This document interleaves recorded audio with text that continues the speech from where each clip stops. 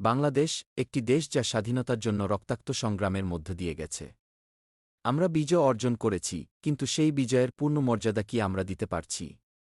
সম্প্রতি গণভবনে যা ঘটল তা আমাদের সবার জন্য একটি বড় লজ্জার বিষয়। টেবিল, চেয়ার, এসি, ফ্রিজ, এমনকি মাছ পর্যন্ত লুটপাট করে নিয়ে যাওয়া হয়েছে। স্বাধীনতার ৫-০ বছর পরেও কি আমরা এমনই থাকতে চাই? আমাদের এই লুটপাটের মানসিকতা কি আমাদের মুক্তিযোদ্ধাদের স্বপ্ন ছিল? একবার ভাবুন, আমাদের সন্তানদের জন্য আমরা কোনো ভবিষ্যৎ রেখে যাচ্ছি। আসুন নিজেদের বদলাই, পরিবর্তনের পথে হাঁটি, একটি সুশৃঙ্খল, ন্যায়বান ও সম্মানিত জাতি হিসেবে গড়ে উঠি। স্বাধীনতা মানে শুধু একটি ভূখণ্ডের স্বাধীনতা নয়, মানুষের মন এবং মনের মানসিকতার স্বাধীনতা। আসুন নিজেদের মধ্যে লুকিয়ে থাকা লুটপাটের মানসিকতা দূর করি।